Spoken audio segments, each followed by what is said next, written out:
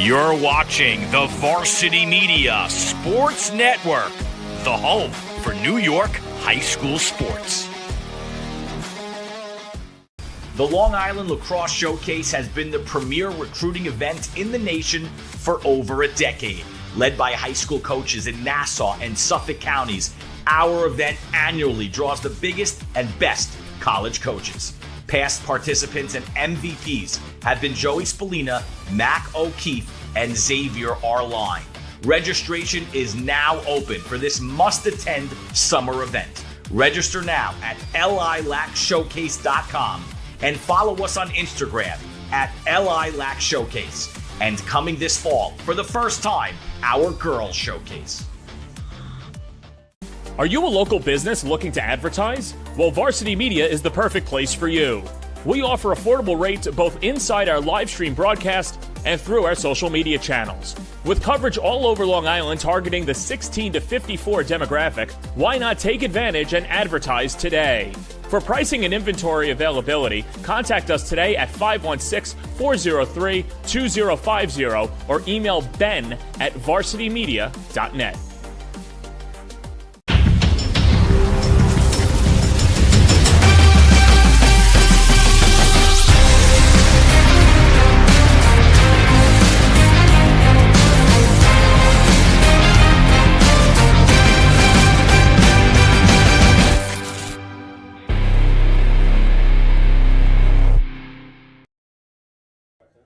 It's an after-school special in Nassau County. We've got a good one today as the Southside Cyclones take on the Massapequa Chiefs on the Varsity Media Sports Network. And a pleasant good afternoon, everybody. Alongside John Geegan, I'm John Perez. John, we've got a great one here today. Southside and Massapequa. Southside, a very balanced, a very vaunted attack. You could throw every word out there. Southside has done so this year. They're coming off a big victory over Wantagh Friday, a game in which Southside proved that they are one of the top teams, if not on the island, but in the state. Absolutely, John. It's going to be an exciting game today. Southside's a special year for them, one that this program's been building towards for quite some time, and another great test today against the Massapequa Chiefs. Southside comes in at 7-2, and let's meet our impact players, and we'll be seeing a lot of them today. It's Michael Aiello and Owen West. The rest of the island has also seen a lot of them. Aiello, 28 points on the year, and West, the Bryant commit, with 23. What makes them so special? Both of them can do it all, in my opinion. They can move the ball, attack from every place on the field.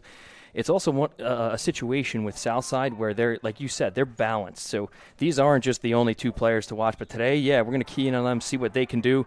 But Southside's a team that can hurt you from just about anywhere on the field. So if you try and shut these two down, there's going to be other players that are going to step up and do some damage as well. And let's meet those rest of the players, too, in this balanced Southside attack and their starting lineup. Obviously, with West and Aiello, Cole DiPietro and Liam Livingston up top. Michael Melconian, one of the best face-off guys on the island, along with West and Patrick Mullen. Logan Kelly, Ryan Castle, and James Sullivan on the back line of defense. And they will be in front of Tommy Gentile, coming in with a 61 save percentage. A Boston U commit, very good between the pipes. Yeah, he's an impressive guy. I was privileged enough to watch him play against Wantagh last week, and he's a guy that kind of has the whole package. And as a goalie, you want to be able to make the saves you're supposed to, steal one or two that you're not supposed to make, but also lead the team. And as a goaltender, you can impact the momentum in so many different ways. And Wantagh a couple times had some chances to get to close that gap. They were chasing it, and Tommy was able to step up and made a couple huge saves to keep Wantagh at bay.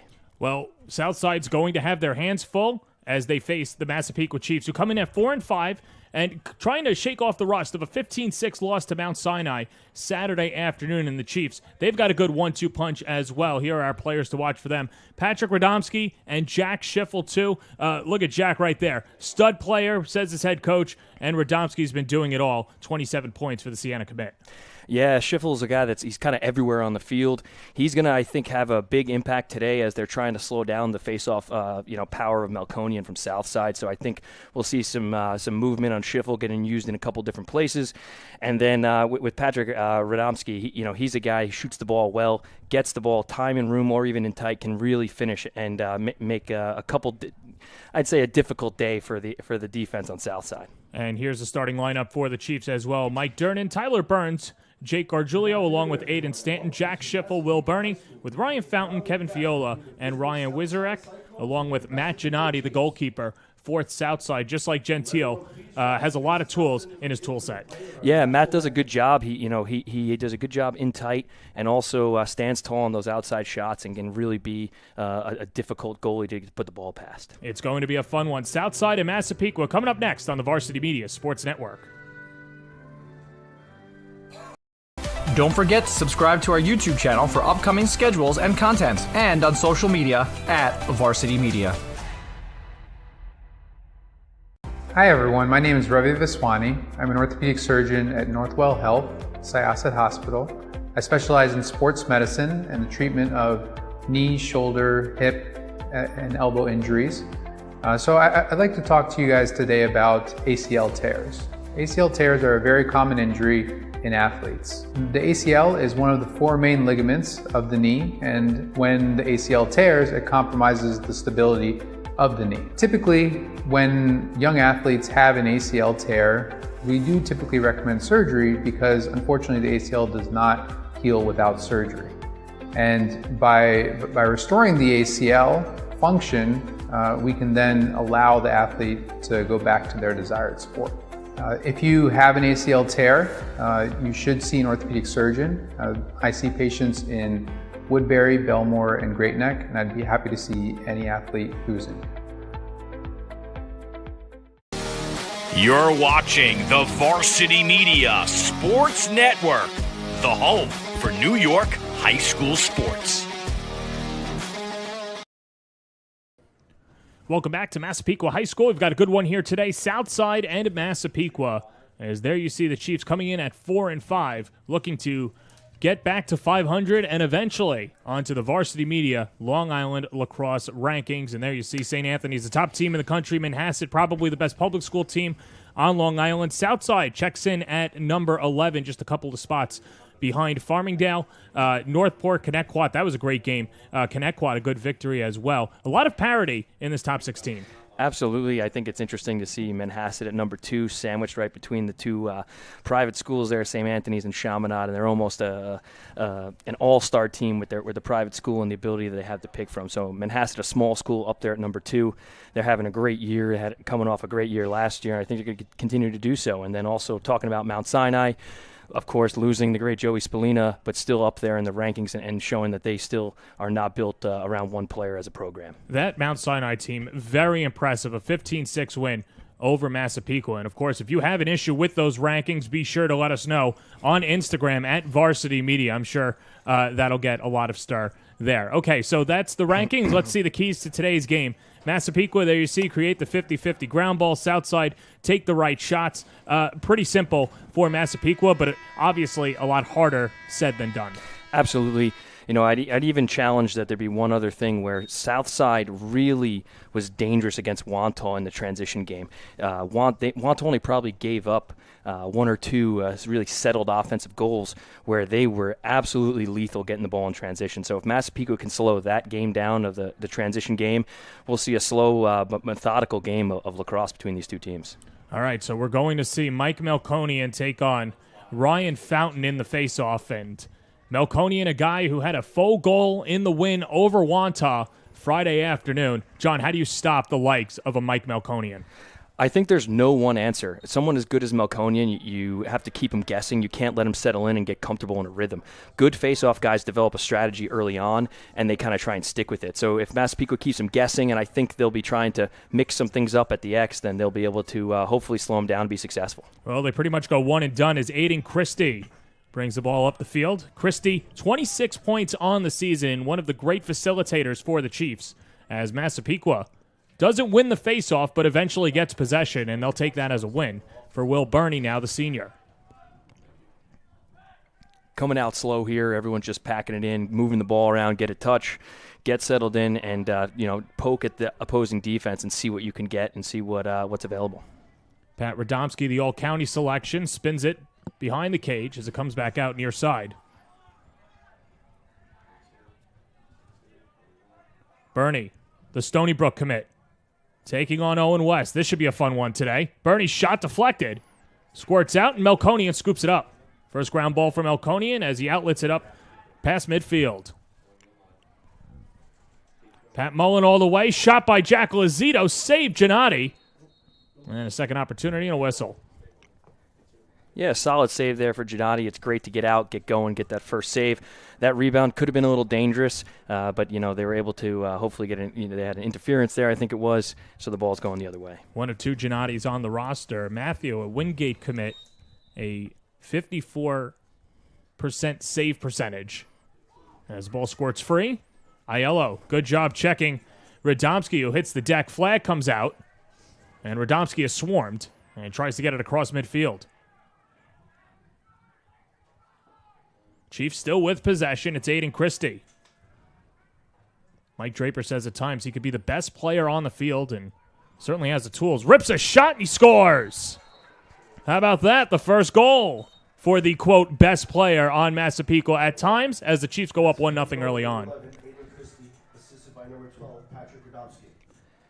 It's just a great shot there by Christie. Great situational awareness. He knows that he's the type of shooter that Southside's going to have to stop.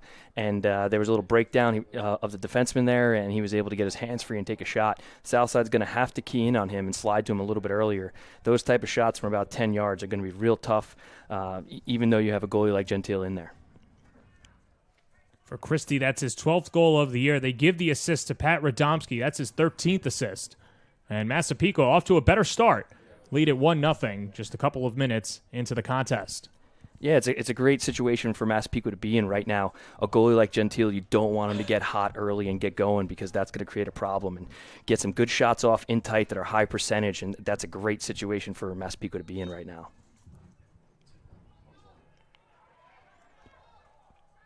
Massapequa scoops it up. It's a long pole in Radomski. Or check that, in Fountain.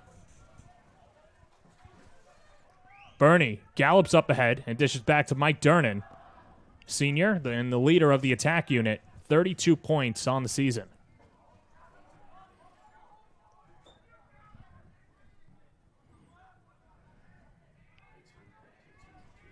And now Massapequa will be very deliberate, and it'll be an interesting strategy to see because Southside, as you've seen, can turn their offense on at the flick of a switch. You don't want to give the ball away if you don't have to. Absolutely, and this is Southside style. They do a good job packing the defense in, make the offense come to you, and when you have a goalie as good as Gentile is, that's a great strategy. You trust your goalie to make those outside saves, and you make them really try hard and work for those inside high percentage shots. Christie tries to dodge. He'll stay with the Chiefs.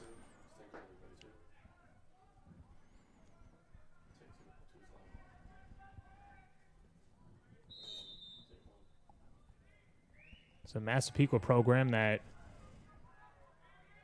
last won a state championship in 2009 and trying to get back there, and not the best of starts that they've had, but they've had a very loaded non-league schedule, and usually that'll do it. And what'll happen is it'll toughen you up for when you need it the most come playoff time, and Chiefs looking to get there, and a win over Southside would certainly bolster that resume. For sure. That's one of those situations where you look at great programs like Duke with John Danowski.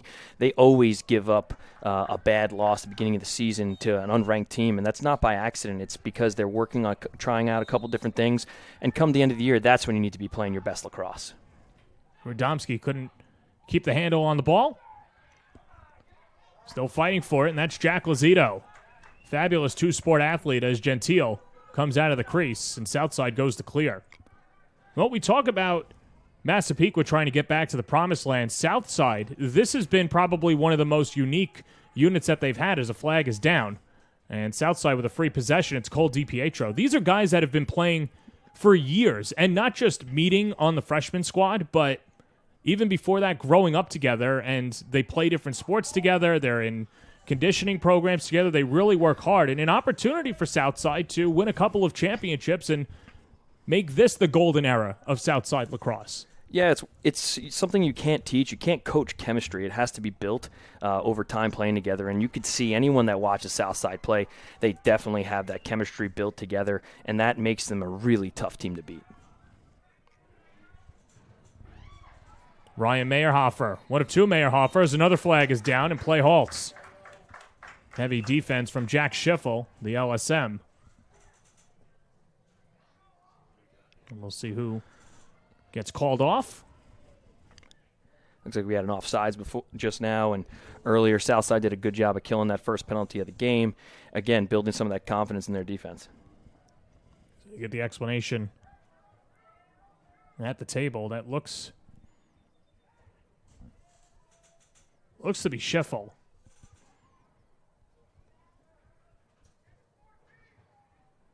As Connor Enright comes on to try and bolster up the defense for Massapequa.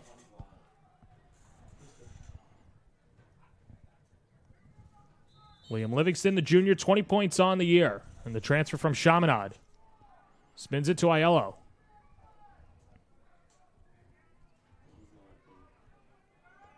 Ryan Meyerhofer. Good defense by the Chiefs, and it's taken away. Pat Radomski. Floated up ahead, and here's Christie. Great play by Radomski there, jumping that pass. It's an intelligent play by a veteran defenseman. Christie circling the crease. Save Gentile. The net comes ajar. And there we see the special skill set of Tommy Gentile shutting the door on a close shot on Christie. Solid save there. You know, great change of direction there to move the defenseman back and forth. Got him caught up behind the back of the net. And you got to stand tall on your pipe there, and that's what Gentile did. And really kept him out of the net. Gentile, the Boston U commit, headed up to New England after he graduates at Southside. 5 minutes gone by in the opening period. And here come the Chiefs. It's Radomski. Got an invert here. Let's see if Southside designates a slide guy early. Checked by Lazito. Radomski has the size advantage on Lazito. Gets some help. Big time hit. From behind was Logan Kelly. Interesting there. Late slide, but they came hard. I thought they were going to be left on the island there, let your short stick try and do the work there against Radomski, but they slid hard, a little late. I think that's what kind of messed with his timing there a bit. Castle loses the handle. It's Ricky Geyer. Geyer and James Sullivan. And Massapequa, first 6 minutes of this contest, really controlling the tempo. Absolutely. It's a situation right now where you want to be in control of this game. Southside does a great job of dictating the tempo, too, so if you kind of give them a taste of their own medicine, it's a great place to be. Gargiulo in close, gets Gentile to bite, and eventually makes the save. Yeah, tough angle shot there. Not the best decision, I'd say. Maybe pull it out, try and feed through that coverage there, but someone like Gentile is going to hold that pipe. It's going to be tough to put it past him. Owen West dangles and then pulls it behind the 30-yard line. He's catch with Aiello. And Southside looks for the equalizer. Past the midway point of the first quarter.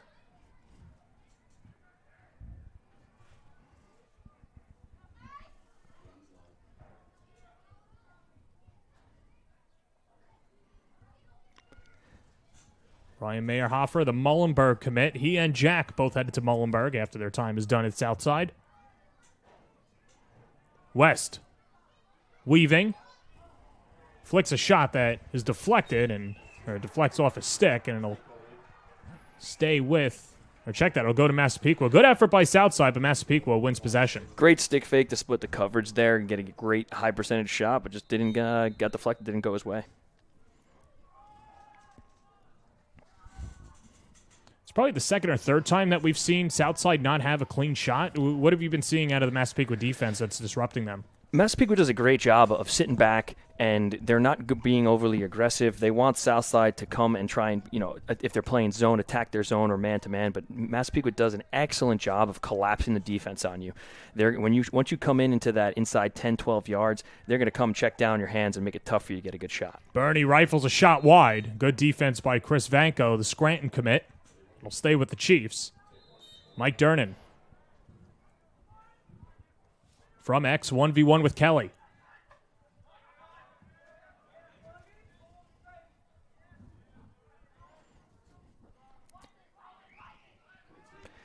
You're hearing lightning call. That's obviously a short stick against a good player. You want to get an early slide going, and there it is. Gentile again. Puts the clamps down. You see right there, Radomski, he drew a short stick up behind the net. That's not the situation you want. So Southside designated a slide guy early there. He was ready to go and get the ball out of his hands and not give him a chance to have a free shot on the cage. It was interesting because when Massapequa gets on the board early, you're right, let's try and disrupt Gentile is probably what they're thinking, but cool, calm, and collected, he's just on to the next one. Yeah, it's a veteran goalie, and that's why he's going to a great program like Boston U. It's an emerging Division I program, and they're going to be lucky to have him. Cole DiPietro. And the game-winning goal in overtime against Port Washington in the rain. That the first week of the varsity media lacrosse schedule. Port Washington themselves a very good but young team. Massapequa right now playing a great disciplined zone. They're not overcommitting to any one player. You could see that they all know their assignments. They know the scout here and who to key in on and not giving up anything easy. Meyerhofer, one hops at Aiello. Livingston tries to shake Fountain. Spins it underneath. Quick shot. Mom goal. Absolutely. DiPietro can't get it to go. The mom goal, all the moms in the stands yell as the net moves, but unfortunately doesn't count for anything. That might be my favorite term across all, because it's true in other sports. As Bernie, that one's good, as Massapequa goes up 2-0.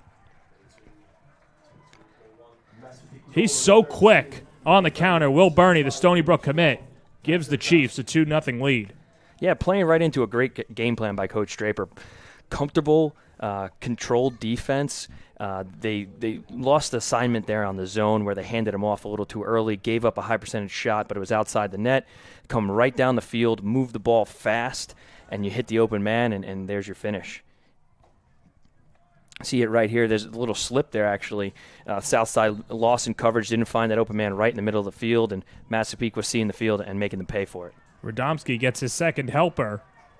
He's now got 14 assists on the year as Bernie's netted 15 goals after the 2-0 lead for Massapequa. Take there by Gargiulo. He had his hands free. That's one that they're going to be looking at on film and wishing he had back, just missing the cage.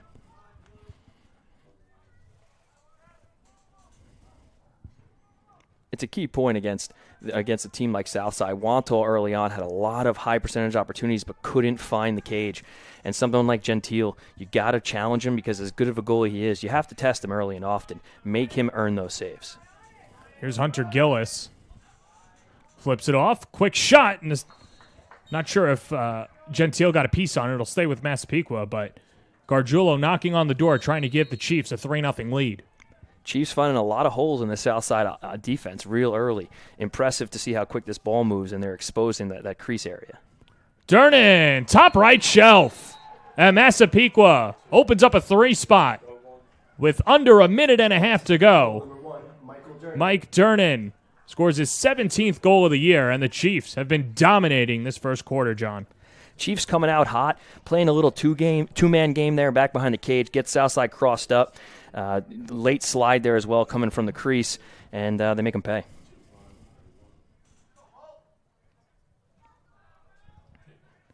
Well, the difference between the first 2 goals was exactly 8 minutes. From goals 2 to 3, 49 seconds. Yeah, right now, just what Southside needed. Melconia needs to step up, take over this game a little bit, and start to dictate the tempo. Oh, behind the back. Are you kidding me? Owen West. There's a response. West, 14th goal of the year, and Southside's on the board. Just what the doctor ordered right there. They needed Melconia to step up, get a big face-off win, find the open man, and be smart with the ball.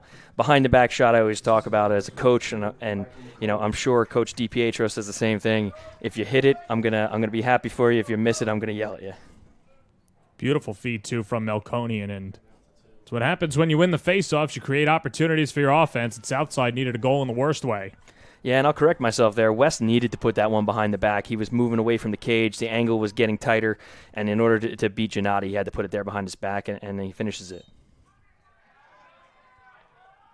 I'm curious as a coach, is that something that's taught? Is it something that these guys are practicing at, I don't know, on their own time? Is it something that you advise? Because if you were to, from the outside, it looks like a trick shot, but it's very beneficial, especially for a guy with the skill set of West. Yeah, it's a situational shot. It's in those situations you have to know and be smart about the highest percentage shots. Sometimes you can't get your hands free. You're fading away from the cage, like West was doing in that situation. His better shot was to go behind his back. You don't always want to do it, and it's not your go-to all the time, but in that type of place and time, it's the right move. Final 35 seconds to play in the first quarter. Sure, Southside would consider this a win if they get on the board going into the second quarter, only down a goal. Absolutely. Big possession here right now to try and close that gap a bit. West gets picked up, so it goes far side. DiPietro. Take it away. Good defense by Massapequa, but it goes right back into the stick of DiPietro. 7 seconds to go. DiPietro. Checked from behind by Bernie. Swarmed. Loses it. Spun up ahead, and the Massapequa defense holds on.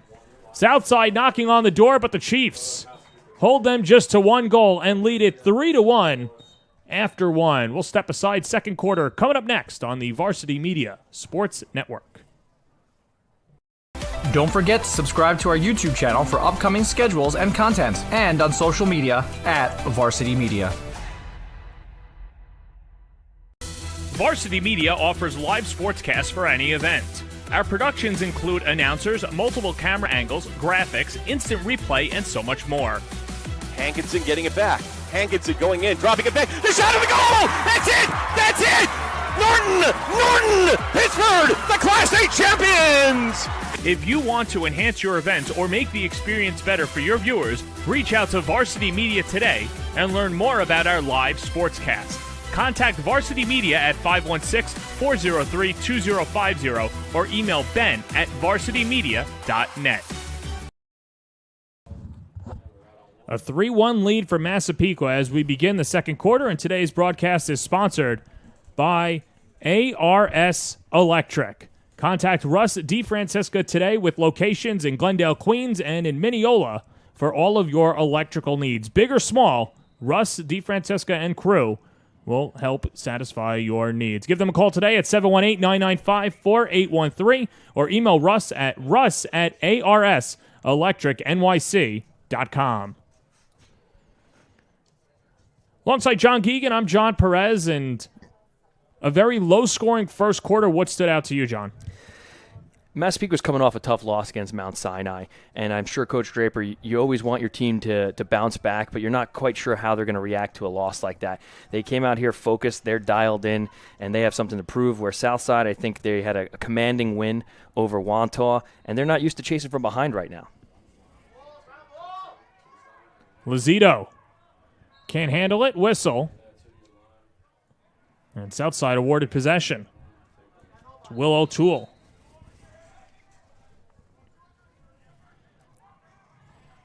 Although Massapequa didn't get the win on that draw, I think it's still part of the game plan right now, not letting Melkonian win these clean, run down, and create transition that you have to react to, where Southside, it was a point of emphasis for them during the season to try and get better at it, and we saw them, they were absolutely lethal against Wantagh. So jamming them up, slowing them down, settled offense and settled defense is the type of game I'm sure Massapequa wants to play against them. Well, and we spoke to Draper earlier in the week, and he said if this game's on the ground, it's going to benefit us.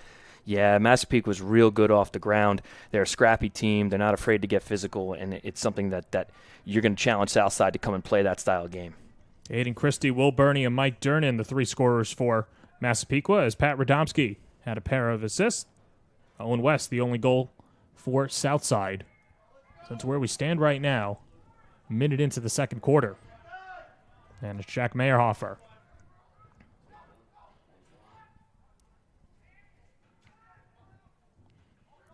Swung near side to Vanko, and now it's West.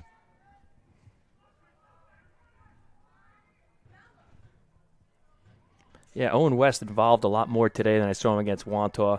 A lot of the offense is going through him at the midfield, and they're seeming to be successful. He's getting some great shots. It's an interesting team, right? Because we've talked about how balanced they are, and you can win without West contributing. Same thing with Cole DiPietro. They've got just a ton of guys as Vanko rings it wide. And they'll stay with the Cyclones. Yeah, great take, just wide of the top corner, off stick high there on Gennady. That's a high percentage shot that you want your team to take, and they are very balanced. I think I always talk about with high school teams, if you have that one superstar, sometimes the other guys kind of stand by and wait for someone else to make a play. With Southside, everyone I think has the green light when they have the high percentage shots that they need to take. Not just that, it makes you so predictable too. Absolutely. You know who's getting the ball at Southside. It's really tough to match up, and you got to be really particular about who you put the poles and who your short sticks on. Here's West. It's Massapequa not giving them an inch. Ground ball. Vanko picks it up past Wizarek.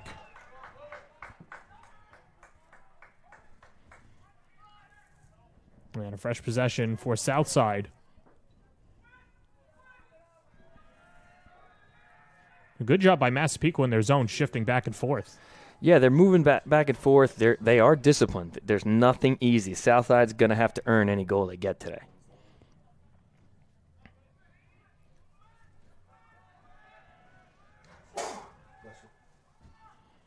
Here's West. In this situation, though, I think Massapequa should put a little more pressure out there, because what you're seeing is Southside, they're no stranger to a zone defense. What they're doing is, as you look at their offense, they're moving the ball around the field, but as they move the ball, their offense is slowly creeping in tighter and tighter on the Massapequa defense, giving those shots anywhere they take are getting a step or two or a yard or two closer every time that ball spins. So Massapequa needs to, they're being disciplined and packing in, but they need to push out and get on those hands of those shooters. Cole DiPietro spins it over the bar. And the Cyclones with another opportunity. This is Colin Lynch. Lynch only a sophomore. West. Denied. Gennady. And the crease violation gives it to the Chiefs. Yeah, Gennady was there to close the door. There was really nothing to be shot at there. The Massapequa defense did a good job pushing him down the alley. And with Gennady there closing the gap on the pipe, there's not really much of a chance that ball's going in.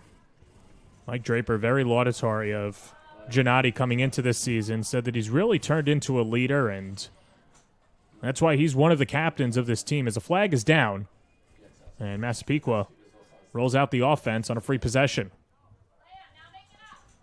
Yeah, one of the most important things that Gennady does, I think, is quarterback that defense. And you can be a great goalie and make some saves, but if you can't clear the ball and you can't lead your team, there's other people that can step in that position. Anybody's ball, still ping-pongs around. Ricky Geyer scoops it up. Just as Coach Draper said, he likes his odds when the ball's on the ground, and there's Massapequa coming up with another ground ball. Bernie, the future Seawolf. Little early double team there. Quick riding shot wide to the right from Radomski. And the penalty against Ryan Meyerhofer as he'll come off. Yeah, I'm interested to see on this man-up opportunity how Massapequa moves the ball. Southside did a good job before killing that penalty, and I think Massapequa probably made some adjustments in between quarters to their man-up offense.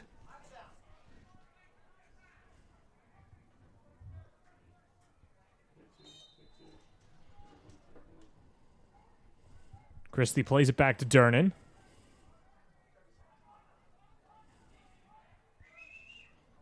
Massapequa tries to take advantage of the man-up goal, spiked over the net on the shot from Bernie. Yeah, Massapequa started in the 3-3 there, moved to a 1-3-2 setup, moved the ball pretty quick and jammed it into the crease for a pretty nice shot. Only 15 seconds left on the man-up. Here's Durnan. Over the stick of Burns, the freshman. And Southside with a good penalty kill. Yeah, unforced errors there. I'm sure Coach Draper's not happy about that one. It's something they're going to talk about. These are keys to the game where Southside is a disciplined team. You can't make those type of mistakes and come out on top.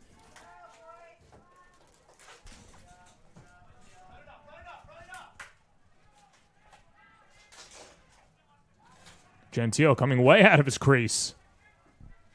Tries to hit West in stride. Took his eye off the ball. And Massapequa pounces on it.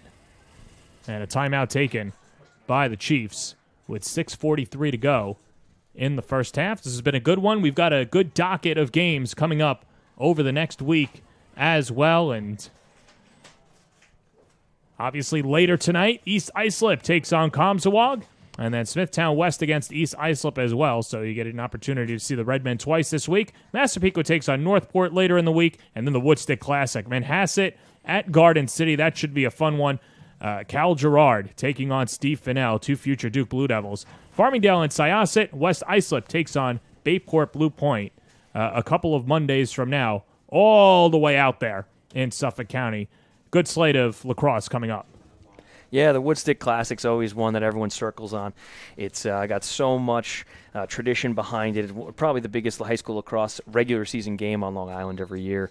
2 amazing programs that this year, Manhasset had a great year last year, and this year they're not letting up either. So a lot of room for bragging rights in those situations. And, of course, bring your game to life with Varsity Media Sportscast, coming with announcers, instant replay, multiple camera angles, along with graphics, which is great for a rivalry game, senior day, or just a general promotion of your team. Contact us today for a Sportscast, 516-403-2050, or visit varsitymedia.net. Off the timeout, Massapequa with a 2-goal lead, 6:36 to go in the first half. Southside right out of the gate here, extending the field a little bit on Massapequa, coming out of that packed-in style defense. Low shot, it falls. Pat Radomski, a couple of helpers in the first quarter, gets one himself, and Massapequa goes up 4-1. That's a great take by Radomski. In this type of game, your athletes have to make plays, and he stepped up and ran right through a couple defenders and got his hands free in order to shoot here. You see him here. The slide came a little bit late, and Gentile, unfortunately, didn't have a great shot at it. Looked like he might have even gotten screened on the slide as well. So in that type of situation, you need your slide to go early. Someone like Radomski, you got to slide to him. You can't let him get 10 yards running at the net with a great angle. He's going to make you pay if that happens. 20 goals in his senior campaign, the future Siena commit, as Melkonian wins the face-off, wants to get one back, and dunks it over the bar after the shot attempt.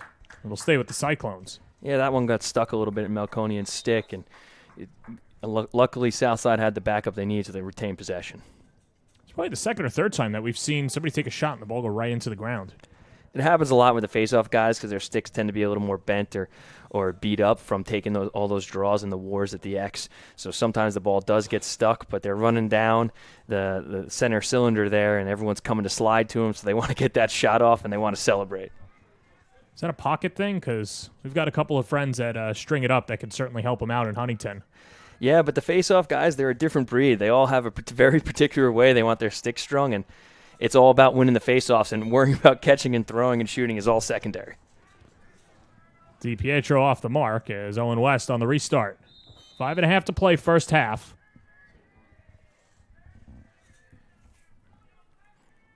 It's John Geegan. I'm John Perez. Here's Mike Aiello.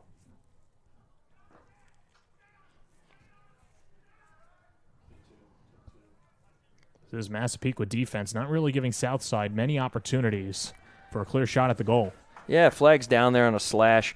Massapequa they looks like they're still sitting in that zone a bit, but extending and putting a little pressure on Southside, a little change of tempo on their defense, and that's what I think Coach Draper's looking to do is change up that tempo. Don't let Southside get settled in and feel comfortable. Quick shot goes right into the webbing of Gennady, and the penalty upcoming. Yeah, flag down. That slash, I'm not sure how hard that was of a slash, if that's the right call, but it's there. We're playing man down, but Gennady right there saving a big goal that would have definitely turned the tide a little bit. Holding his pipe, standing tall. Some goalies, when you come around there, they try and get you to dip. He stood tall, stick up, and stuffed that right back down. Full minute man up for Southside, trailing by 3 on the road. DiPietro and Kelly. Aiello dumps, low shot, and they get one back. It's Cullen Lynch. Finds the bottom of the net, and it's 4-2 Massapequa. Not much Gennady could do on that type of situation. Your man down, and Southside just absolutely executed their game plan. That's what I think Coach DiPietro's team is so good at. They stick to their game plan. Here you see them move the ball back and forth. They pull the defense out and draw, dump, find the high percentage shot. There it is. Not easy either with Zarek charging in on him. Yeah, the only thing you can do there if you're Massapequa is you got to rotate faster, man down. Get that defense spinning faster into the ball. But Southside moved it so fast from such a tight area, it's tough to stop him. Zito reverses the field. And here's Lynch again. Lynch and West, the 2 goal scorers for Southside.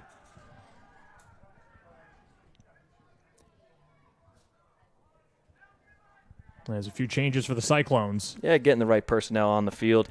This is a big possession. Fanko to DiPietro. A little bit of space. Rips a shot. Save, Gennady. Difficult shot for Gennady to save. He got his stick down and closed the door. And Massapequa having difficulty getting the ball out. Taken away. Here's DiPietro. 1-on-1. Rips a shot and scores. Off the turnover. Cole DiPietro cuts the lead down to 4-3 with his 9th goal of the year. Southside bench is exploding right now. That was a big one. Southside's ride, it was just absolutely relentless. Great save initially with Gennady and Massapequa trying to clear the ball, but Southside, you could see blue jerseys swarming, leads to a broken play. And as we said, Southside's real good in transition. Fake made, Gennady comes up, leaves his crease a little bit, and make him pay. You put it behind him, get the goalie to jump out, and leave the net open. Well, you knew that the Southside side of the field would have a response. And back-to-back goals, Lynch and DiPietro. And that lead getting a little tighter now for Massapequa. Pops out of the stick of Bernie. Melkonian fighting for it. And boy, there's nobody else you'd rather have picking up a ground ball than Mike Melkonian. Timeout called by Southside. And with that said, Southside after today with a loaded schedule as well. And the Cyclones, of course, with a ton of schedules coming up, but we've got a good one at halftime, too. Salpino Food Market and Catering. Can't wait for that one. I know you were spoiled the other day, the Wantagh Southside game. This is my first opportunity, and the food looks delicious. It's here. We could smell it. Can't wait for halftime. And, of course, if you want to place an order, it's not just Italian food. Come help them take care of dinner tonight, or, for instance, any parties that are coming up with the family special. $39.99 serves a minimum of 4 people. Listen, cooking is a pain in the neck. Let Salpino take care of you. Why not? $39.99. Post-COVID, with all the increases in pricing going out to dinner, if you can go $39.99. I know I brought some of that chicken parm home that I had last week from Salpino's. My wife is definitely all about that $39.99 deal, I'll tell you that. No, I am too. And the one thing, though, is that you think it's going to last you a while, and it doesn't. So for Salpino, it's great, but also for you because it's not taxing your wallet. As Southside will look to tie it up with under 3.5 to play in the first half. Cyclones themselves have been hungry. Although I don't think you would advise, a chicken parm before running up and down the field for, 36 minutes? No, definitely not a pregame meal, I would say. But definitely, if you win the game, it's a great celebratory place to be, I'd say that. Bar was definitely set high. You're in for a treat with that chicken parm I had last week, and looking forward to what we're eating now. Here's DiPietro. Aiello. Dodging. Errant pass. Collects his own miss. Swept underneath. Save, Gennady. Yeah, it looks like Gennady just got a piece of that or hit the post. Tough to say, but he stood tall. He read that one real clean. And Southside creating these unsettled situations, that's where they're so good. That's Colin Lynch looking for his second goal of the quarter. And now Ryan Meyerhofer to West, who scored the first goal of the day for the Cyclones.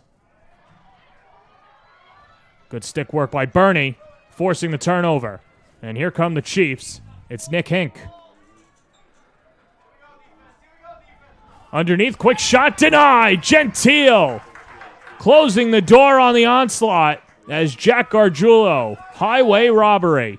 Huge save by Gentile there. Massapequa got what they wanted. Big ground ball win, but Gentile with a huge save off stick. That's a tough one in tight to make. And a timeout taken by Southside. As Southside with their offense charging down the field. And a good job defensively by Massapequa to stunt it. And with that said, let's see that save again.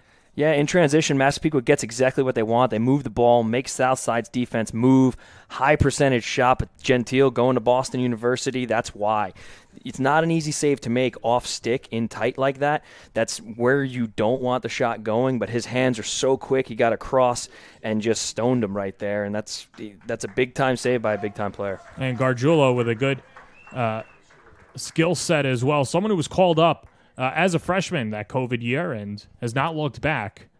15 points on the season, looking for his 13th goal. As we look ahead to the Southside schedule.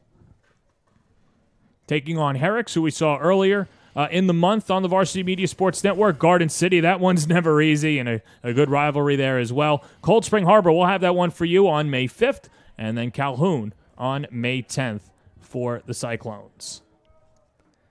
Yeah, packed schedule for Southside. Coach DiPietro making sure that his team is tested early and often in the season.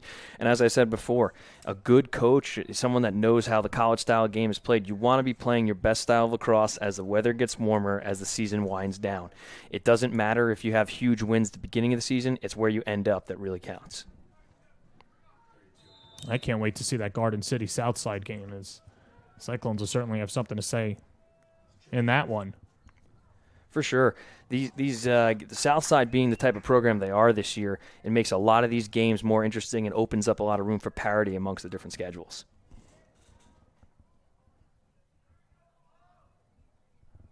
And it's interesting because for a lot of these guys, their whole high school career, they've been chasing Garden City, whether it's football, lacrosse. But Southside feels that the tide is turning and that this is their year and starting to mount into something special. I wouldn't argue with that. Southside's an impressive team this year. DiPietro, low shot, guided aside by Gennady. And a good job to win possession for the Chiefs. 1:10 to go in the first half. It's something all goalies take a little pride in, being able to shoot out behind the cage when you see the offense kind of sleeping, not ready to back up the net and go get that possession for your team. It makes your bench happy. Everyone yells, and the ball's going the other way. Massapequa takes their last timeout of the half, and we'll take it with them as well. 1:13 to play in the second quarter. It's the home team, the Massapequa Chiefs, leading the Southside Cyclones 4-3 on the Varsity Media Sports Network. Don't forget to subscribe to our YouTube channel for upcoming schedules and content, and on social media at Varsity Media. Are you a local business looking to advertise? Well, Varsity Media is the perfect place for you. We offer affordable rates both inside our live stream broadcast and through our social media channels. With coverage all over Long Island targeting the 16 to 54 demographic, why not take advantage and advertise today? For pricing and inventory availability, contact us today at 516-403-2050 or email ben@varsitymedia.net. Final minute, 10 seconds to go in the first half as Massapequa holds a 4-3 lead over Southside, and here's what they have to look forward to. Northport, that game will be on the Varsity Media Sports Network this Saturday, 2:30. Should be a fun one. Port Washington, a very young but fun team as well. Hicksville and Farmingdale, Mike Hungerford's crew, taking on Massapequa on the Varsity Media Sports Network. Farmingdale, one of the teams that beat Southside this year on the road. An impressive victory. Dylan Mehta, also a fantastic goal in that one. That got posted all over social media and made the rounds. And Farmingdale, a very balanced team. CJ Mangio, a very good face-off guy as well. And Farmingdale, just a fantastic team. Massapequa will have their hands full as they try and extend this lead going into the half. Yeah, Massapequa Farmingdale is always a big matchup. All the towns love to focus on there. They look forward to it every year. And, Coach Draper having his team tested against people like Southside and Mount Sinai, it's only going to help them when they play in that big game against Farmingdale.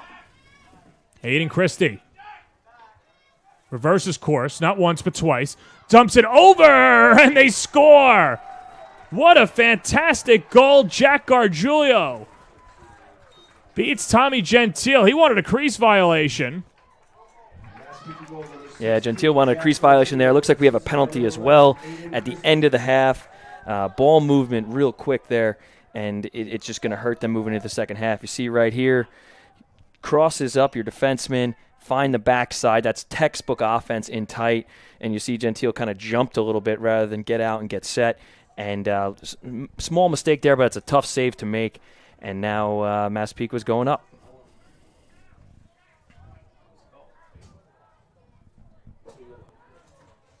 Tough save to make because Gentile doesn't have eyes behind his head either.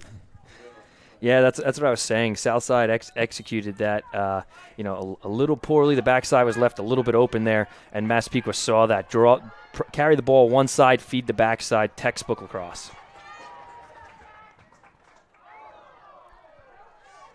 Southside lays the lumber. Melkonian. And here's Owen West. 15 seconds to go. Gets bottled up. Taken away. Massapequa trying to beat the clock. Final 10 seconds. Shot goes wide from Gargiulio. Looking for his second goal of the quarter. I'll stay with Massapequa. 6.3 seconds to go. A lot of back and forth. Coach DiPietro definitely told his team, we got to win the ground ball war. We're getting beat up a little bit by Massapequa. They're doing it and fighting for every ground ball now. That's why you hear it's a war on the ground right now. Well, Durnan doesn't get the shot off. Southside clears, and that's that. 1 half in the books. Massapequa with a 5-3 lead over Southside here at Massapequa High School. We'll step aside. When we come back, we'll have our Salpino food review right here on the Varsity Media Sports Network. Don't forget to subscribe to our YouTube channel for upcoming schedules and content, and on social media at Varsity Media. Are you a local business looking to advertise? Well, Varsity Media is the perfect place for you. We offer affordable rates both inside our live stream broadcast and through our social media channels. With coverage all over Long Island targeting the 16 to 54 demographic, why not take advantage and advertise today? For pricing and inventory availability, contact us today at 516-403-2050 or email ben@varsitymedia.net. Hi everyone, my name is Ravi Viswani. I'm an orthopedic surgeon at Northwell Health, Syosset Hospital. I specialize in sports medicine and the treatment of knee, shoulder, hip, and elbow injuries. So I'd like to talk to you guys today about ACL tears. ACL tears are a very common injury in athletes. The ACL is one of the 4 main ligaments of the knee, and when the ACL tears, it compromises the stability of the knee. Typically, when young athletes have an ACL tear, we do typically recommend surgery because unfortunately the ACL does not heal without surgery. And by restoring the ACL function, we can then allow the athlete to go back to their desired sport. If you have an ACL tear, you should see an orthopedic surgeon. I see patients in Woodbury, Belmore, and Great Neck, and I'd be happy to see any athlete who's in. Now is the time to order a college recruiting video with Varsity Media. College recruiting videos can save thousands of dollars on college tuition and help land a spot on the team. Our videos include your best plays set to music with spot shadowing effects to help you stand out from the competition. Contact Varsity Media today and mention this ad to save 15%. Call 516-403-2050 or email jeff@varsitymedia.net.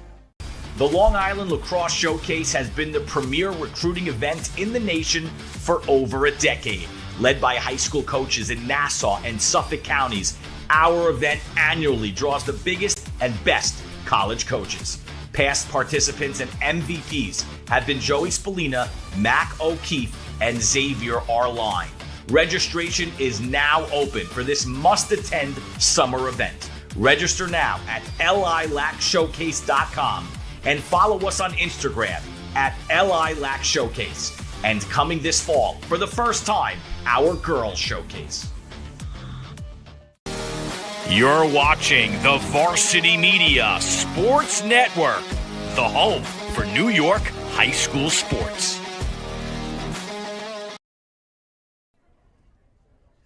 Welcome back to Massapequa High School. It is halftime here as Massapequa with the lead over Southside, and I'm very excited, John. Another Salpino food review, and of course, if you want all of your catering needs, be sure to visit Salpino Italian Market and Catering. Best caterers on Long Island. They've got a great deal as well, and 2 locations in Wantagh and Babylon. Give them a visit on the website, theoriginalsalpino.com, and a fantastic dinner special at that as well. $39.99 feeds a family of 4, and just a whole bevy of options. I mean, you can't go wrong with first or second course either. I've got the Supreme here. What do you got? A little fettuccine? Yeah, I got some fettuccine Alfredo with blackened chicken. Like I said, the bar was set high with the chicken parm last week, but this looks absolutely incredible. Yeah, no, looks incredible. I'm jealous because everybody has tried the food except for me. I got the Supreme salad, got some prosciutto, some mozzarella. It should be a lot of fun. So let's dig in. All right, let's do it. Let's do it.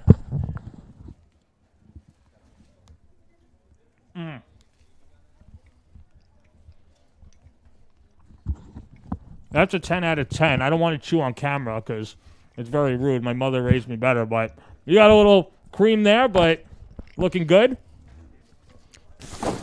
Give a thumbs up and okay. I mean, Excuse me there. Yeah, that was unbelievable. The creaminess of the fettuccine Alfredo, can't go wrong. Can't go wrong. And, it's not just Italian food either. 4th of July, Labor Day, Memorial Day, barbecue options, hamburgers, hot dogs, sausage. They've got the whole package. Take the stress out of it. We've hosted some barbecues in the past, and food is just always a big deal. Who's going to eat what? Who's going to have a hamburger, a hot dog? What do you have to do? Just go to Salpino. They'll take care of you. Good company. Get your hot dogs, hamburgers, sausages, but then also maybe throw in a tray of fettuccine, maybe some chicken parm, and that's going to be a home run. People aren't going to be leaving your house anytime soon. No, especially with that dinner special as well. $39.99 feeds a family of 4, but buy a couple of them. Save it for the week. Have it going. Of course, 2 locations, once again, Wantagh and Babylon, 516-221-1100. For Wantagh and Babylon is 631-242-5500. I'm going to dig in here. We've got about 5 more minutes until the start of the second half. He's John Geegan with the Fettuccine Alfredo. I'm John Perez with the Supreme. This has been a lot of fun, but I don't want to be part of that social media video where I'm just digging in and everyone makes fun of me. So we're going to take a break. When we come back, we'll have the second half, and we'll clean our mouths as well on the Varsity Media Sports Network. Don't forget to subscribe to our YouTube channel for upcoming schedules and content, and on social media at Varsity Media. Are you a local business looking to advertise? Well, Varsity Media is the perfect place for you. We offer affordable rates both inside our live stream broadcast and through our social media channels. With coverage all over Long Island targeting the 16 to 54 demographic, why not take advantage and advertise today? For pricing and inventory availability, contact us today at 516-403-2050 or email ben@varsitymedia.net. Hi everyone, my name is Ravi Viswani. I'm an orthopedic surgeon at Northwell Health, Syosset Hospital. I specialize in sports medicine and the treatment of knee, shoulder, hip, and elbow injuries. So I'd like to talk to you guys today about ACL tears. ACL tears are a very common injury in athletes. The ACL is one of the 4 main ligaments of the knee, and when the ACL tears, it compromises the stability of the knee. Typically, when young athletes have an ACL tear, we do typically recommend surgery because unfortunately the ACL does not heal without surgery. And by restoring the ACL function, we can then allow the athlete to go back to their desired sport. If you have an ACL tear, you should see an orthopedic surgeon. I see patients in Woodbury, Belmore, and Great Neck, and I'd be happy to see any athlete who's in. Now is the time to order a college recruiting video with Varsity Media.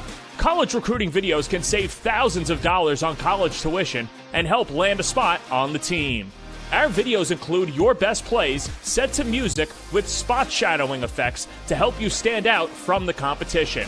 Contact Varsity Media today and mention this ad to save 15%. Call 516-403-2050 or email jeff@varsitymedia.net. The Long Island Lacrosse Showcase has been the premier recruiting event in the nation for over a decade. Led by high school coaches in Nassau and Suffolk counties, our event annually draws the biggest and best college coaches. Past participants and MVPs have been Joey Spallina, Mac O'Keefe, and Xavier Arline. Registration is now open for this must-attend summer event. Register now at lilacshowcase.com and follow us on Instagram at lilacshowcase. And coming this fall, for the first time, our Girls Showcase. You're watching the Varsity Media Sports Network, the home for New York high school sports. Back here at Massapequa High School, it's been a fun one. It's the home team, the Massapequa Chiefs, leading the Southside Cyclones 5-3 on the Varsity Media Sports Network. He's John Geegan, I'm John Perez, and we have a fun week of lacrosse, fun 2 weeks coming up on the Varsity Media Sports Network. A couple of Redmen match up. East Islip once on the road tonight against Comsawag, and then, of course, against Smithtown West. That should be a fun one in a couple of days. This weekend, Massapequa and Northport, then the Woodstick Classic. Manhasset against Garden City. Farmingdale takes on Syosset, and West Islip against Bayport Blue Point. So as we get ready for the start of the second half, there's a lot of freshmen and sophomores that are looking to get their college recruiting videos out there. And, of course, look no further than Varsity Media. This is what Varsity Media offers: custom editing effects to help your player stand out. You get the choice of music. We'll send you the link to the college coaches. And what are some of the benefits? Well, saves money on college tuition. You're getting that scholarship. Helps land a spot on the team that you've been trying to reach out to and stand out from the rest of the competition. Mention this ad and get 10% off when you contact us today at 516-403-2050 or email jeff@varsitymedia.net. Tell him John Perez sent you. All right, John Geegan, as we get ready for the start of the second half, what were both teams' coaches telling them at halftime? I think Southside, we started to win the ground ball wars, and that's what they need to continue to do. Massapequa's losing the ground ball war a little bit at the end of the half there, so they need to get back up and start to win some of those 50-50 ground balls. Massapequa's getting the opportunities, and they need to continue to do that. They need to continue to challenge Gentile in there in the net, give him tough saves to make, and they're going to come out on top if they continue to do that.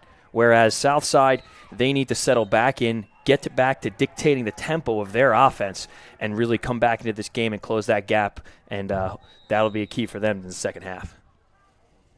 Seeing some North and South lacrosse first 30 seconds, and Southside trailing by 2 as they spin it up ahead to Jack Meyerhofer. Yeah, a little excitement to start the second half. Both teams fired up, trying to dictate that tempo for themselves, come out and get a little momentum going their way, because I think it's kind of 50-50 right now, and whoever scores the first couple goals of this half is going to be in the driver's seat. Pat Radomski leads the way with 3 points, a couple of assists, and a goal. Meanwhile, Owen West, Cole DiPietro, and Cullen Lynch, each with 1 goal for Southside. We saw at the end of the first half, Massapequa started to extend the field a little bit. Now they're back into a little more packed in, less pressure behind the net, and letting Southside kind of move the ball around. And as I said in that first half, they have to be careful, though. As Southside starts to creep in, those percentages of the shots become higher and higher. You got to extend that field and don't give them tons of room to shoot or feed. Near side is Aiello. From X is Vanko. As Southside spins it around. Meyerhofer was walled off. Aiello swings it over the net. Stays with the Cyclones. Southside started to spin the ball a little bit, and that's what you need to do against a zone defense that's as disciplined as Massapequa. They're not moving it too much. They're trying to stay a little more one-sided, and if they really want to open up some holes in the defense, they got to spin it to the opposite side quick. To Meyerhofer's playing catch. Jack to Ryan. Down low. Vanko gets ambushed. Up ahead, Bernie in stride, crosses midfield. And Massapequa, who controlled the tempo in the first quarter, bended but did not break in the second, and now has the ball with a 2-goal lead early on in the third. I think that's key. They bent but didn't break. I think Southside probably wished that quarter went on another 5 minutes because then it would have been maybe a bit of a different situation. The time ran out for the break at half just in time. And first possession, you come out, you see Massapequa. That's why they run that zone. They just absolutely collapsed on Southside as the ball got fed to the inside of the crease. Exactly how you draw it up for Coach Draper as you want your defense to execute. Durnan.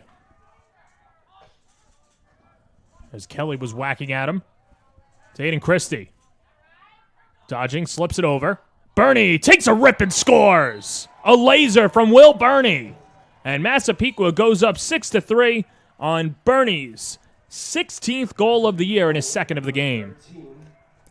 Yeah, great offense right there by Massapequa. That Christie to Bernie connection is something that I looked at before this game that I think is going to be really interesting for them, and you see it here.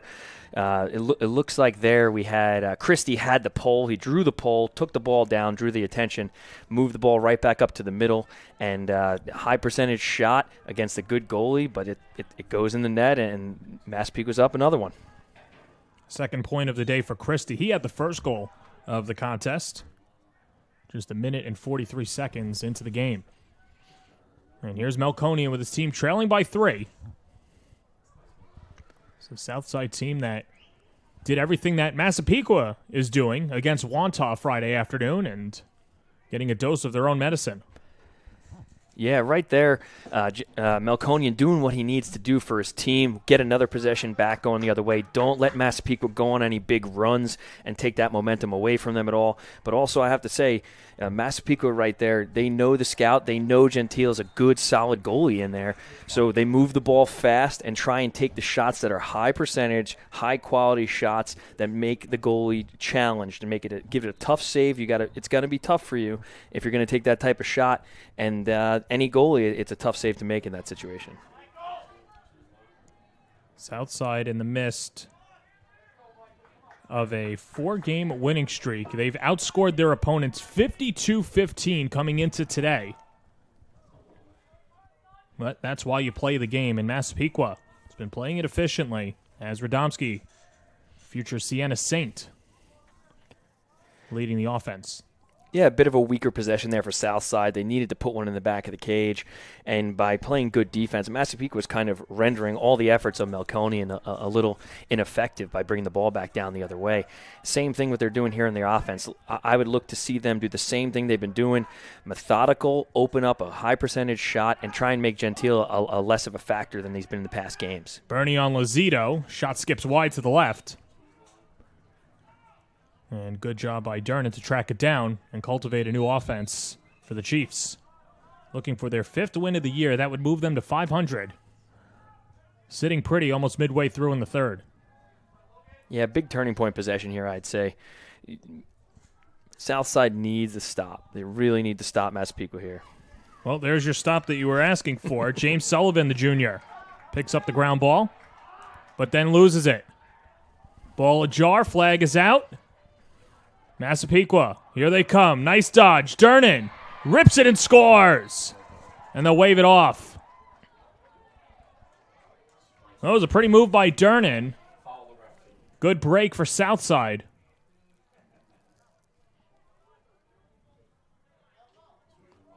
And so what's he saying there? Is we got a 1-minute penalty coming up on the slash. A slash, yeah. For any coaches, if you're coaching youth lacrosse, this is a great game to have them watch. Some of those key intangibles that you can't teach and you stress, you want your team to ride, you lose possession, don't put your head down and feel sorry for yourself. You chase that ball down, and Massapequa did that, and it's paid off. So 1 minute man up for Massapequa. Under 7 to play in the third. And if there's any chance for Massapequa to put their stamps all over the game, it's this. As shot was deflected, Radomski. Logan Kelly got his stick in there, and that was a big play for him right there. That was a high percentage shot. Underneath, it sneaks past Gentile. Aiden Christie. The All-County selection a year ago makes it 7-3 Chiefs at home. Number 11, Aiden Christie, assisted by number 12, That's Radomski's third assist of the day. And Massapequa clicking on all cylinders. In these situations, you have to score when the opportunities are there to win a game like this. Massapequa off the restart, they're man up.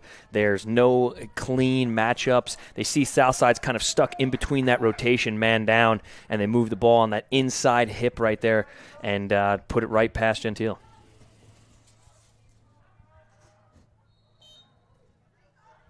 Melkonian off the face-off, disrupted. Good job there by Ryan Fountain. And he clears. And a new possession for the Chiefs. Yeah, part of the Massapequa game plan. Keep Melkonian guessing, change it up. You lose a face-off, throw something else out there at the X, and they're definitely doing that, and it's paying off. Watching that Wantagh game against Southside, Melkonian was a game changer. He absolutely took over parts of the game and kept it out of reach for Wantagh. Christie lets it rip wide to the right. Yeah, Pat Mullen there getting his stick on it. Southside's defense, their poles, they do a great job of getting the stick out to where the shot's coming out. There's a lot of deflected shots, and when you're deflecting a bunch of shots with a great goalie, makes it even tougher to put the ball in the back of the cage.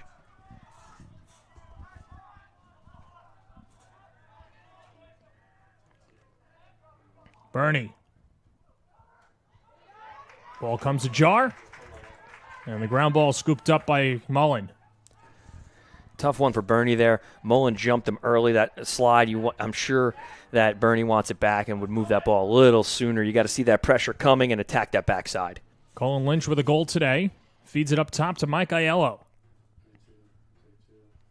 Aiello, one of our impact players, kept scoreless today by the Massapequa defense. And we've seen Massapequa's had some success sitting back in that, whether it's zone or man-to-man, but packing it in and trusting their goalie, Gennady, to make the saves. And that's what they're going to continue to do now in the third quarter with a 4-goal lead. They're going to make Southside earn these goals. DiPietro. Aiello slipping. Tries to fire a shot. Rebounded West off the side of the cage. And Gennady scoops on top of it. Aiello running through the gauntlet there of Massapequa sticks all coming in. They're making you earn it if you're going to run through that center cylinder. Gennady, huge save, closing the door. Back the other way. Tic-tac-toe goes Jack Gargiulo, his second of the day, and the Chiefs have opened it up. They lead at 8-3. Yeah, if you look down the other end of the field, Gennady is pumped up. That's one where you want your offense as a goalie to turn around and point to you. He started that. Great opportunity for Southside. Gennady answered the call, stepped up, closes the door, and Massapequa finishes it on the other end of the field. Gargiulo from Durnan, and Gargiulo. Just great ball movement by Massapequa. We've seen Southside be so good in transition, and Massapequa's basically saying we can dance at that tempo too. Move that ball quick, boom, boom, boom. Exactly what you want, exactly what you practice all those fast break drills for in practice. Here's Melkonian.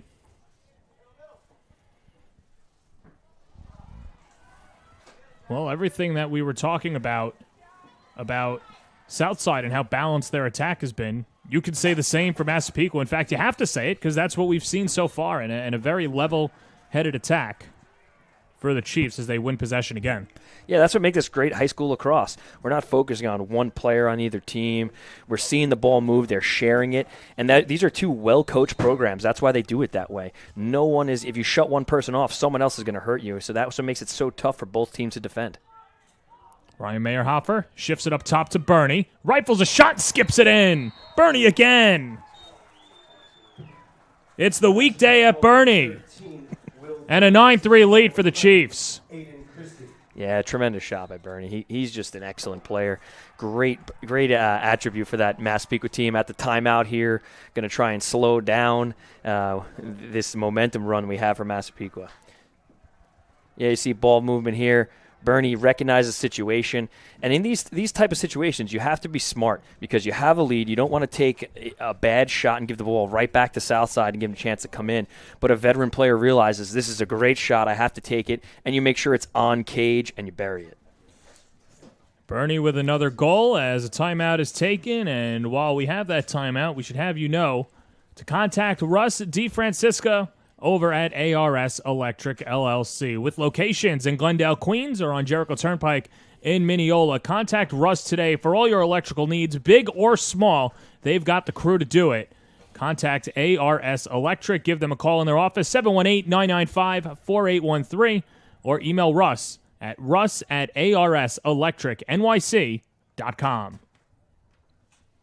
He's John Geegan. I'm John Perez, and boy, what a second half it's been for Massapequa. And, of course, if you are a Massapequa alum or fan or a Southside fan, we've got plenty of those games and coverage across the social media platforms. Subscribe on YouTube, youtube.com/varsitymedia, and then follow on social media at Varsity Media on Twitter, Instagram, and Facebook. Faux Goal Friday coming up again this week. That was a great success last week. Congratulations to CJ Mangio. And, of course, it's pretty simple. DM us your best faux goals of the year. They don't have to be taking place during this week, and then we'll vote on it. The winner gets a hat and a T-shirt courtesy of Varsity Media. Yeah, you see, Southside is a traditionally built team. They have a great face-off guy, great goalie, and those are keys to winning championships. But Massapequa has gotten creative and changed things up at the face-off X in order to keep Southside guessing. And the other thing here that's really been huge in this second half is we talked about Southside's goalie Gentile and all his prowess and all his accolades, but Gennady from Massapequa has really stepped up. He's made some huge saves right now, closing the door on Southside, not giving them much to run with, not giving them any momentum to climb back in this game, and that's one of those things that you have to be happy about as a goalie. You see the other goalie down there, everyone's talking about how good Southside's goalie is, but Gennady's saying, I'm a pretty good goalie myself too. Well, and how much does that amp up and especially breed competition for Gennady, who probably knows how well Gentile is and probably puts the pressure on himself to step up? Absolutely. As a goalie, you always want to be the best goalie when you step on the field. And I'm sure in these teams, they know, these programs do the scouts, they know each other, and I'm sure there's a plenty of emphasis put on the skills of Gentile moving on in the beginning of the game. So if I'm Gennady, I got a little chip on my shoulder stepping into this game, getting into the crease. I'm going to pay a little more attention to my warm-ups, make sure I'm dialed in, because I have something to prove, and he sure proved it today. Ground ball shot, skips wide. Might have been deflected, as that was Ryan Meyerhofer, the Muhlenberg commit. 22 points on the year. He had 34 points last year, including 26 goals. Has been held scoreless today. So is DiPietro.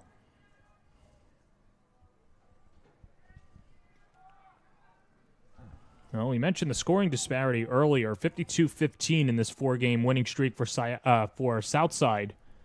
They've only given up 3 goals in each of their last 2 wins, Southside, and now they're the team that is in that position. Yeah, one of the key points I got to put out here, you see Massapequa's deep middies, Adam Lamondola right there, really getting out, jamming up the Southside midfielders and being physical. And that's one of those places where in these type of defenses where you have skilled pulls like Massapequa has, you try and attack those short stick D middies, but they're no slouches on defense. They can clearly take pride in their game and what they can do, and they're not making it easy on Southside to beat them. Gennady smothers, and you're right, Lamondola getting high praise from Mike Draper, too, just saying that he's a strong, gritty kid and someone who can he could D up someone with a shorty and doing a good job defensively for the Chiefs today. Yeah, you can see he's an intelligent short stick D midi there. Most short sticks will force someone down the alley on the side of the field, but it's clearly part of the defensive scout that he was actually forcing Southside midfielders to the center cylinder where he has help in that zone. Aiden Christie, someone who was go, go, go last year. Now the game has really slowed down for him, and fun to see it before our eyes, too, having himself quite a day for Massapequa as they've really opened it up and looking to get a better shot towards the end of this third quarter and continue their stranglehold lead over Southside. Yeah, you see Southside coming out of that packed-in zone that they're so comfortable in, extending the field. We're late in the third quarter. There's a 6-goal deficit. You got to stretch the field, and this is a situation where we have to see if Massapequa can be disciplined and take the smart shots and not silly possessions. Well, there's a smart shot. It's efficient. Radomski checks the turf to see that it's okay. Everything is fine. And so are the Chiefs. Radomski puts another one on the board. 10-3 Massapequa. Final minute of the third. Yeah, Southside tries to change up the tempo. They have to go after the ball and stretch the field this late in the game. And Radomski sees the pressure, doesn't get overwhelmed by it, changes hands, changes direction, gets his hands free and takes a shot. In these type of situations late in the game, you get Southside out of that comfortable, packed-in defense that they're used to, where the help is never more than 2-3 yards away. When you extend the field, it takes longer time to get the slides there, and the slide was late, leaving open a great shot. Radomski, so far the player of the game, 6 points, 3 goals, and 3 assists. As he's got the hat trick, and it's Aiello. Feeds to DiPietro and receives it back. Skipped underneath, denied, Gennady again. And a crease violation gives it to Massapequa. Violation or not, that's a big-time save by Gennady. Another huge save. Like I said, Gennady comes into this game, something to prove, chip on his shoulder. You never want to hear your team talking about how good the other goalie is. You want them to be appreciative of who they have in the cage. And Gennady, I'm sure, has the Massapequa bench proud that they have him in their cage today. Gentile with 5 seconds. Hail Mary heave. Goes right into the stick of Fountain. And plays catch with Gentile and long toss. And that's where we stand at the end of 3. Massapequa all over Southside. You're watching Nassau Boys Lacrosse presented by Syosset Hospital on the Varsity Media Sports Network. Don't forget to subscribe to our YouTube channel for upcoming schedules and content, and on social media at Varsity Media. Hi everyone, my name is Ravi Viswani. I'm an orthopedic surgeon at Northwell Health, Syosset Hospital. I specialize in sports medicine and the treatment of knee, shoulder, hip, and elbow injuries. So I'd like to talk to you guys today about ACL tears. ACL tears are a very common injury in athletes. The ACL is one of the 4 main ligaments of the knee, and when the ACL tears, it compromises the stability of the knee. Typically, when young athletes have an ACL tear, we do typically recommend surgery because unfortunately the ACL does not heal without surgery. And by restoring the ACL function, we can then allow the athlete to go back to their desired sport. If you have an ACL tear, you should see an orthopedic surgeon. I see patients in Woodbury, Belmore, and Great Neck, and I'd be happy to see any athlete who's in. You're watching the Varsity Media Sports Network, the home for New York high school sports. Back here at Massapequa High School, it is the home team. The Massapequa Chiefs leading Southside 10-3. Alongside John Geegan, I'm John Perez. Well, at halftime, it was a 5-3 lead for Massapequa, then 5 unanswered goals. Massapequa has turned it all in today, and they're clicking on all cylinders. Yeah, the thing I have to focus on right now, and I've said it a couple times already, so I apologize to the viewers out there if I'm a broken record, but Gennady closing the door.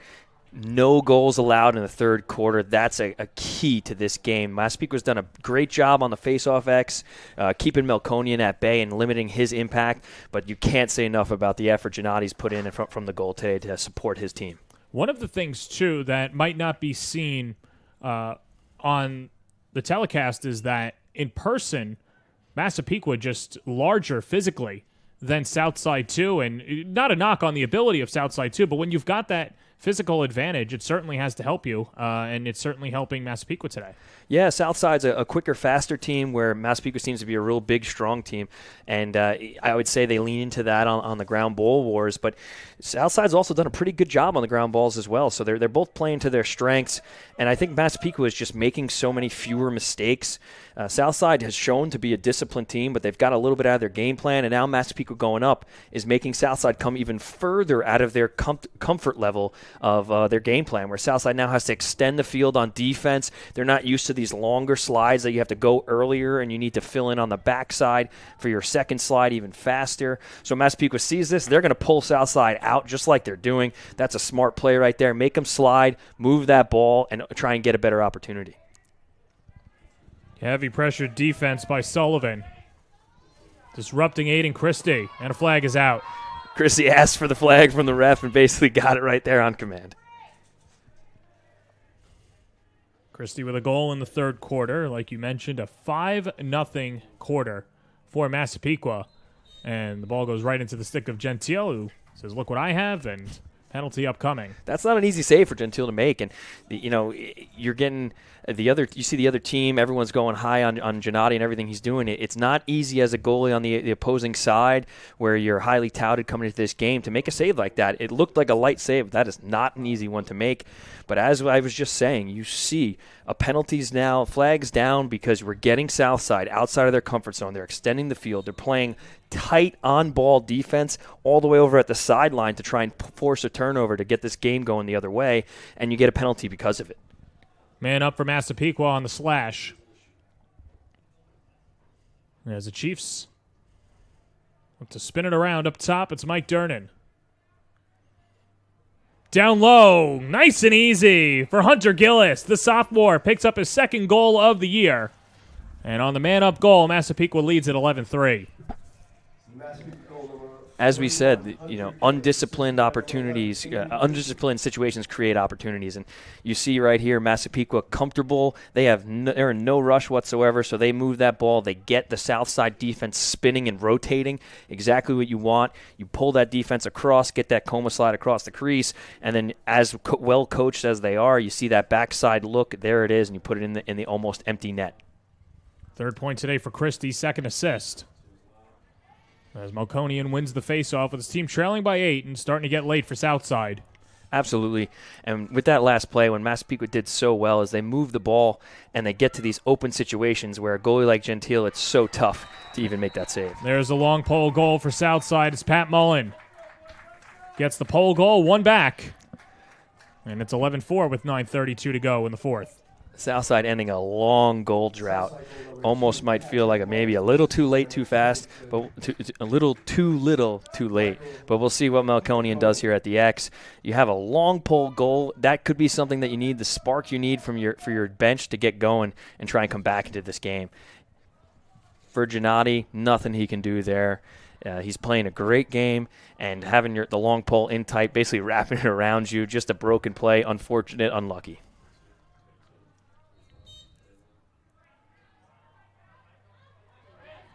Scooped up by Chris Diaz and Owen West. Last goal for Southside before that was Cole DiPietro late in the second quarter. As Massapequa has outscored Southside 6-1 in the second half. Yeah, that's the story of the game right now is the second half. First half was pretty well balanced, pretty even. Massapequa came out and ran away with it in the third quarter, so Southside needs to answer back consistently now. Here's Owen West to the near side. Jack Meyerhofer throws it into a tight window, but West avoids a turnover. Aiello flanks him. Southside wanted a flag. Yeah, the initial hit, not so much, but the land on top of him at the end, I would definitely say you should see a flag at this point of the game. Well, it comes out now as West rings a shot wide to the left.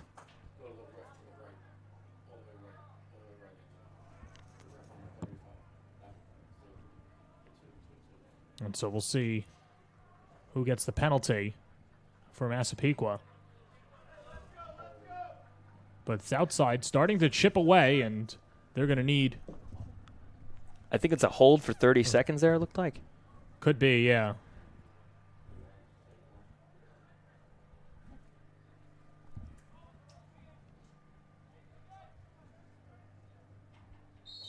On the restart.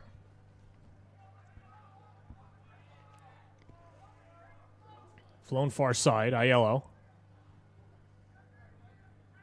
Livingston. Liam Livingston, the junior.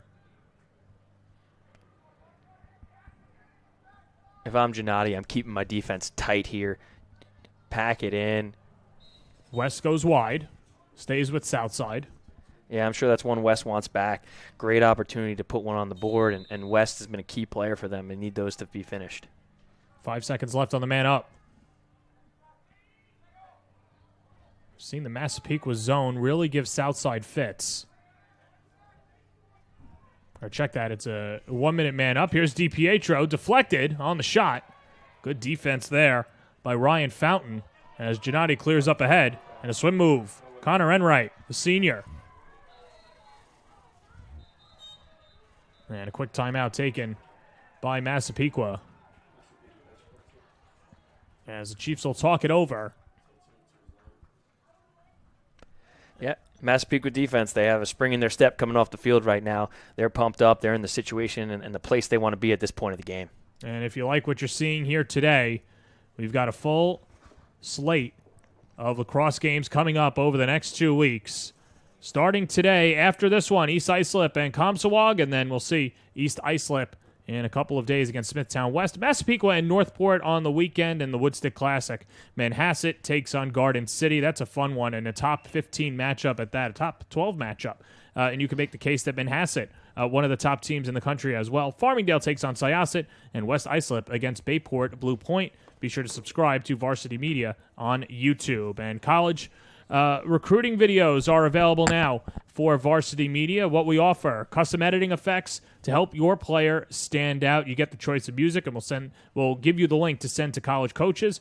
Well, why does this help? Helps you save money on college tuition because after what we do and make you look like the star athlete that you are, you won't have to pay as much for college, which helps you land a spot on the team and you stand out from competition. If you mention this ad and the name John Perez to Jeff Turchin, you will get 10% off. Contact him today at 516-403-2050 or email jeff@varsitymedia.net.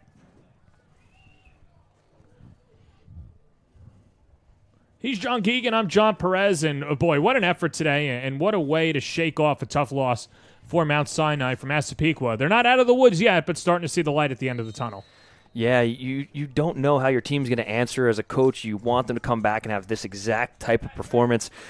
If I'm on the Massapequa coaching staff, you couldn't be happier with how your team's playing today. They made a few small mistakes here and there, but overall executed a great game plan against a great Southside team, and they played and ran into a buzzsaw against Mount Sinai. I think even myself watching that game, I didn't see that coming as bad as it was. But to come back just a couple days later, maybe one practice yesterday, if that, and to answer like this, Massapequa was a great team to be reckoned with as the season goes on. Just over 7 minutes away from picking up their 5th win of the year. That would move them to 500 at 5-5. And here's Pat Radomski. 6 points on the day as he's shaded by Chris Vanko. Yeah, at this point of the game, this is what we talk about, where they start to have that debate about should the high school get a shot clock going, where they have that much of a lead.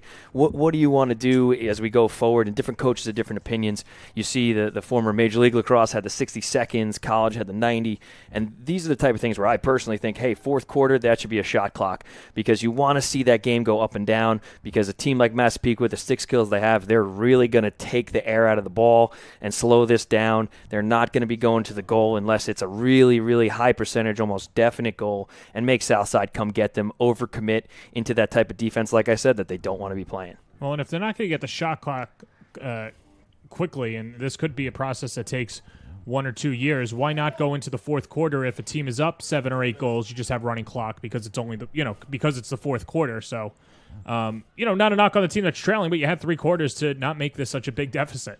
Yeah, and the argument is in high school lacrosse, you have programs like the Garden Cities, like the Manhassets, like the Massapequas of the world that have really great youth programs. Same thing with Southside and Rockville Center. And when you play against some of those smaller towns that are trying to build a program, the shot clock can really make the games lopsided. That's why I think they need to get together as a coaching organization and find a kind of happy medium there that's fair, but also doesn't give this massive advantage to a team that's up by this many goals at the end of a game. So what do you think like an appropriate shot clock would be? It's tough to say. I like what the college had done with 90 seconds from the time that your goalie has it. And the teams like the Southsides, Massapequa, they could easily play at this type of level of a 90-second shot clock and not be too impacted by it. And I also think that it doesn't necessarily have to be the whole game. They could start it in the fourth quarter just to try and limit the advantage that the team with the lead has. How about another save by Gennady? Point blank. Saw that one go right into his stick, and here's Bernie. And Bernie curls out. With 5 minutes to go in regulation, it's all Massapequa. Yeah, Coach Draper's a former goalie, so you know that he's taking a personal pride in Gennady's performance today. And like we talked about earlier on, I don't think he had chicken parm before the game, but he could definitely celebrate by going over to Salpino's today after this one. Yeah, 100%. Good family deal as well. You could, get for the family too, $39.99. Why not? Everyone, I'm sure his parents are here enjoying this game.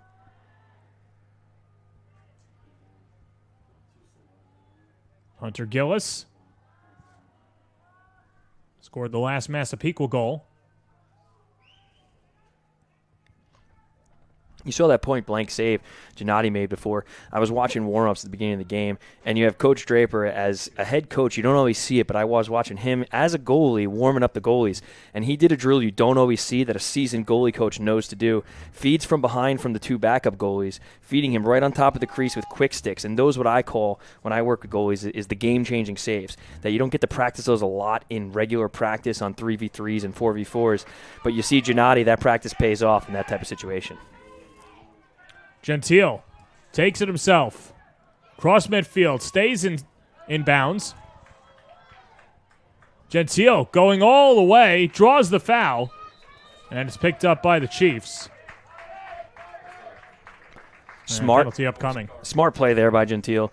You're down a couple goals, and it's late in the game. You need a play to be made, and as a goalie and someone like Gentile, as good as he is, you might get a little frustrated with your team and what's happening, and you say, okay, if you're not going to do it, I'm going to do it myself.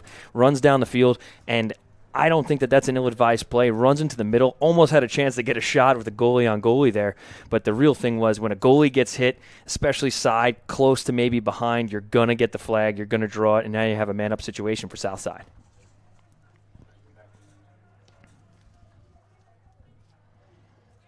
.334 left in the fourth. Southside looks to get one back. Meyerhofer up top to West. And now it's Aiello. Held scoreless today. Not many days that you could keep Mike Aiello off the scoreboard. But Massapequa's done that. Low shot and a goal. Ryan Meyerhofer. His 17th goal of the year. And that makes it an 11-5 game. At this point of the game, Southside still needs to try and do what they do best. And as a disciplined team they are, they have that man-up opportunity. You can't just let it go to waste. They move the ball back and forth. Again, making that rotation of the Massapequa defense come, open up that elbow as we saw before, is a little bit of an Achilles heel I'm seeing here in the Massapequa man-down defense. They scored here, I said, on the hip of the defense earlier, and now they got on that elbow there, too, on that corner, where their rotation was a little late. Fountain scoops up the ground ball. With just over 3 minutes to go, Massapequa can afford to wind down the clock as they really spread it out.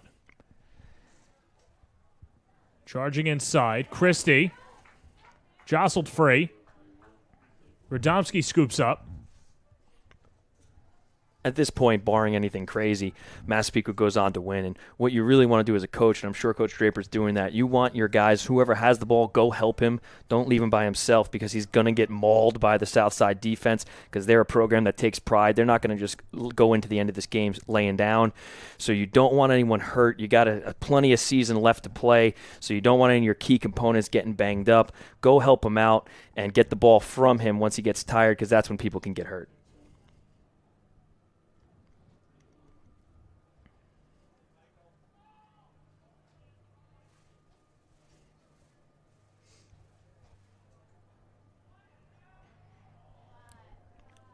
Underneath. There Ball it is. Comes out towards the midfield. There it is, Southside getting a little chippy there, trying to do anything they can to get the ball back. A little cross-check to the back there, and Massapequa is now going to be man up.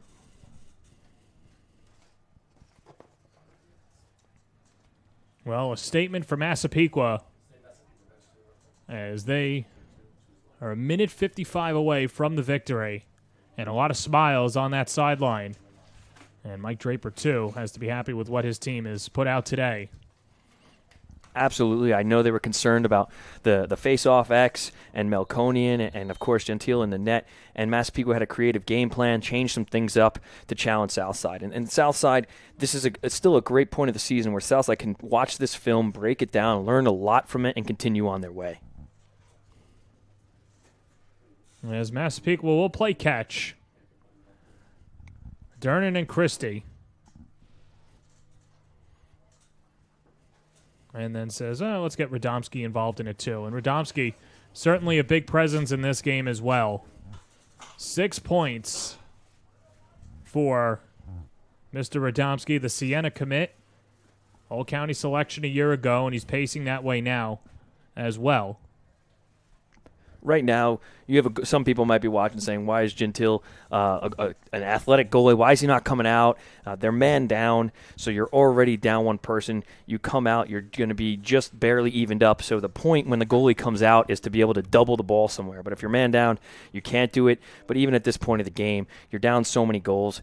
It's really going to be adding insult to injury. You hold back, don't want to get anybody hurt, and it's kind of just letting the clock go. Well, that's what I was going to say. Is there a 6-point goal out there?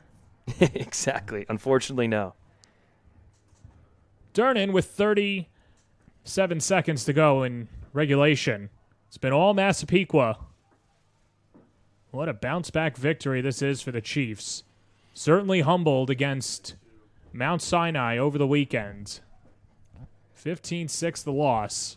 And they'll win this one 11-5 as Hunter Gillis starts to dot the T's cross the T's, dot the I's. This is how you build a championship team. You run into a great team like Mount Sinai, coach your team out of it, have a game plan, execute that game plan, and bounce back the next game. That does it. Southside wins it. Matt Giannotti, a fantastic job in net today for the Chiefs, keeping a very potent Southside team to just 5 goals as they win it 11-5. Pat Radomski with 6 points, 3 goals, and 3 assists as Massapequa outscores Southside 6-2 in the second half to move up to 500. They're now 5-5. Meanwhile, Southside, their winning streak is snapped at 4 games with the loss. And just a wire-to-wire good effort by Massapequa today at home, John. Yeah, absolutely. Nothing you can say about it. It was a tight game in the first half. We were talking and remarking at halftime about how close this game was, and Massapequa came out in the third quarter, shut the door on them, and didn't allow any goals, and that was the game changer. So Southside looks to improve and get back on the winning streak, and Massapequa looking to build off of this as well. We're also building off of this on the Varsity Media Sports Network. Fresh slate of games coming up over the next 2 weeks. East Islip takes on Comzawag later tonight, or whenever you're watching this in the future. That is available on youtube.com/varsity media. Smithtown and East Islip a few days from now. Massapequa, Northport, and the Woodstick Classic on Saturday. Farmingdale takes on Syosset, and West Islip against Bayport Blue Point. Be sure to subscribe on youtube.com/varsity media. So that'll do it from Massapequa High School as the Chiefs defend their home turf and knock off Southside. This has been a presentation of Nassau Boys Lacrosse for our executive producer, Ben Turchin. Technical director is Brian Butler. Angelo Caiazzo and James Suckle are the 2 cameramen. For John Geegan, I'm John Perez saying so long from Massapequa High School as the Chiefs win it here on the Varsity Media Sports Network.